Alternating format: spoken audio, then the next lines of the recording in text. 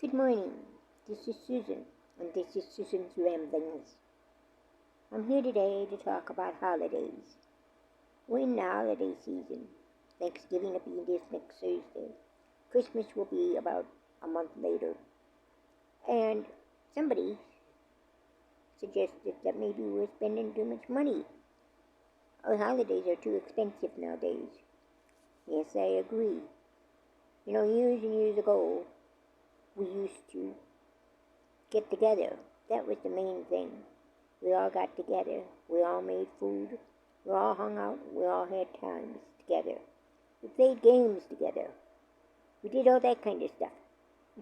Now, we don't even go through a meal without checking our phones. Oh heavens, there might be something new on there that we might miss if we don't check it. 5 minutes can't go by without checking our phones. I've even had nieces text each other. They're sitting right next to each other on the chair, and they text each other. I mean, come on, people. Holidays are for together, family, togetherness. But we've lost that. That's simply because we don't have the families around us, generally.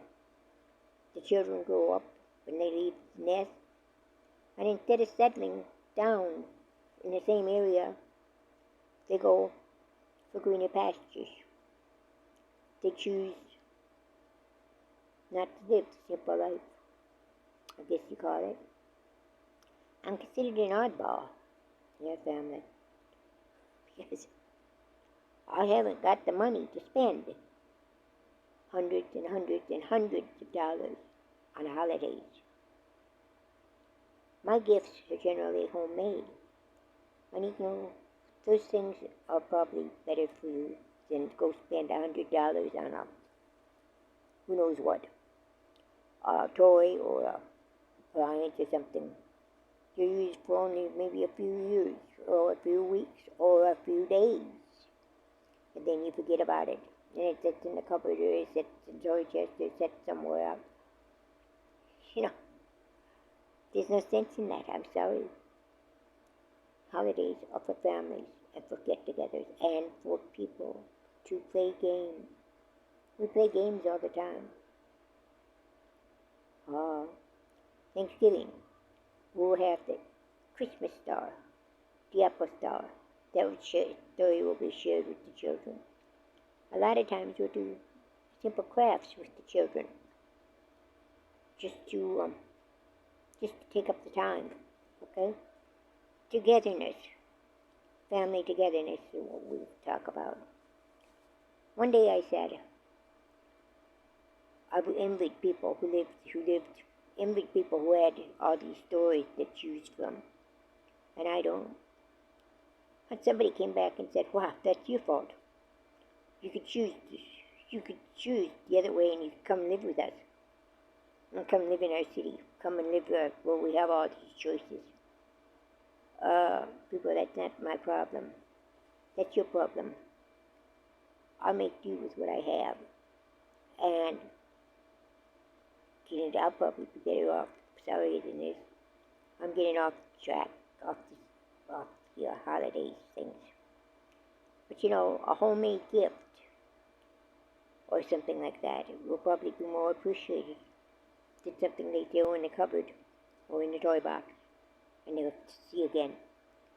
Perhaps for your older children or grandchildren that are so busy with their lives and their families, and they've got small families and they're working and all that kind of stuff. Maybe they would appreciate a home-cooked meal once a month where they don't have to worry about anything, where it's cooked and it's brought to them. All they have to do is eat it. That's it. You use aluminum pans or throwaway pans so they don't even have to do dishes. Okay? Or make a batch of cookies. Take a tray, a special holiday tray that you find in gift stores. And Christmas decorated stuff. And fill it up with baked goods. Put a few cookies on, put a few candies on. Just spread it all around, whatever you come up with, and cover it with saran wrap and put a nice little gift tag on it. Or make up a jar of cookie mix, where all they have to do is put this cookie mix in the bowl and add a few ingredients, and they've got homemade cookies. Very simple, something children can do. Or make hot chocolate mixes. I do that a lot for my grandchildren, or I should say great-grandchildren. You just get a Christmas mug, and you put a plastic bag of chocolate mix, hot chocolate mix, homemade hot chocolate mix, and some marshmallows in it. And you got a Christmas present. And the grandkids look forward to that. The grandkids did. The great-grandkids do now. Okay, that's something very simple. Another tradition we have in our family is my mother always made Christmas gifts, Christmas ornaments for our children. And she did it for years. And then she'd make Christmas ornaments, and she'd stick $5 in it. And the children really look forward to that. In fact, in July or August, they started wondering what Grandma was going to make for them this year. So it was something that's really important to them, and I've continued the tradition with my grandchildren and now my great-grandchildren. And I hope they enjoy it as much as their parents did. All right, that's something simple. Those are something simple.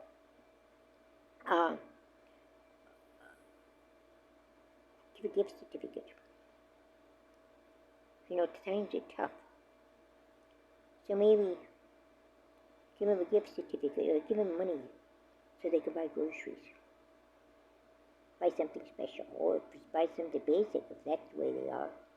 That's how hard they are. You know, that kind of stuff is what you go for. And the most important thing is spend time together. That's the most important time. Take your pictures, make memories with your children, with your grandchildren, and now my great-grandchildren. I really enjoy the great-grandchildren. I really enjoy the younger nieces and nephews, or I guess they're not nieces. I really call them nieces. Our family calls them nieces and nephews. But there are nieces and nephews, children. Let me get that right. Anyway, we enjoy them. We enjoy getting together with them. And everybody is so busy nowadays that the one time that we get together, all of us make sure we get together, is during Thanksgiving and Christmas. Just all of us. Might not just be, it might be just a plain old simple meal. It might be just not a gift exchange. A lot of times we don't exchange gifts. Or, you know, that kind of stuff. Get together with your neighbors. Have a Christmas party with your neighbor in your neighborhoods. Have a Friendsgiving Day instead of Thanksgiving Day, where you have your friends come over and enjoy the day. You know, you can all do all kinds of things to enjoy the holidays. Volunteer. But one of the most important things for the holidays, that you can do for the holidays, is to be kind, be courteous, be grateful. Go to church. They got church programs. We have what's called Bethlehem. Come to Bethlehem in our community. And it's always the first weekend of December. And one of the churches put it on. And you start outside of the church with your camel, and yes, you have a camel, a real camel. You don't ask me where they get it from, but they have it. So you start on the outside, and then you go into the inside, where you've got all the stalls and so forth, all the shops, and eventually you come to the nativity scene. It's a special thing, special time for our families to get together. And it's a family-oriented thing, but it also focuses on Christmas and the real reason for Christmas. The real reason for Christmas is not presents and spending lots of money. The real reason for Christmas is the gift that God gave to us. He gave us His only Son. And whoever worships Him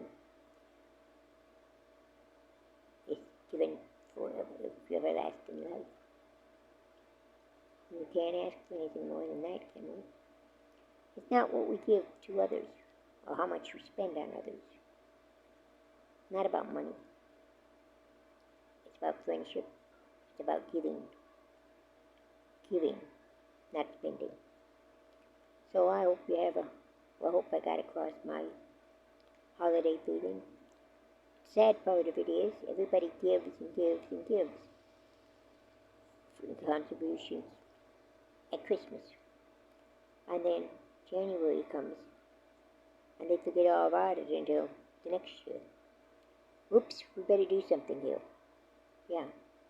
You know, if you spend and use your credit cards, and I know people who do, they use their credit cards to buy gifts, to buy presents, to travel, whatever. But what they won't realize is that's a loan, and you're paying a heck of a lot of money just for that. And a lot of people are still paying that off until the next year. And then you start the whole bad cycle all over again. I have one lady who told me over Christmas time, and we were talking, and she had bought a lot of gifts for her family. And one of the other ladies that were there said, well, how did you pay for it all? Credit cards. Well, what does your husband say in January when those credit cards come due? Oh, he doesn't pay the bills I do. He doesn't even look at them. Okay. We all looked at each other and said, all right, I guess that might work. Or you pay the minimum, and then you turn around and you spend some more money. I mean, come on, people. That's where we're getting in trouble. That's enough of that. Have a great Thanksgiving. We'll talk to you later. Have a great day, and God bless.